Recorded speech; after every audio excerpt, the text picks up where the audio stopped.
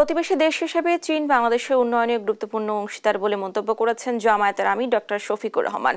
রোববার সকালে long live ফ্রেন্ডশিপের আয়োজনে গাজীপুরে শীতবস্ত্র ও খাদ্য সামগ্রী বিতরণ অনুষ্ঠানে তিনি একথা বলেন।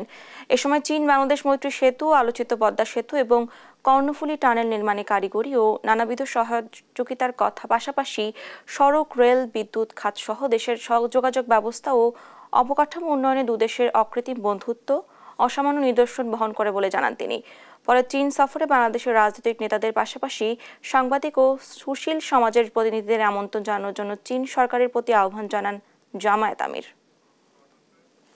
প্রযুক্তি প্রকৌশলে একেবারেই সামনের সারিতে থেকে নেতৃত্ব দিচ্ছে চায়না, তার অন্যতম গুরুত্বপূর্ণ দেশ, বিশাল একটি দেশ চায়না। আপনারা বিভিন্ন পলিটিক্যাল পার্টিকে সেখানে সম্মানিত করছেন, দাওয়াত দিয়ে নিয়ে যাচ্ছেন।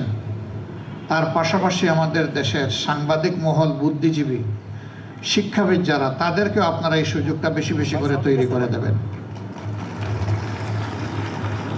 তাহলে সমাজ বিনির্মাণে তারা আরও অর্থকরী ভূমিকা পালন করতে পারবেন বলে আমরা বিশ্বাস করি।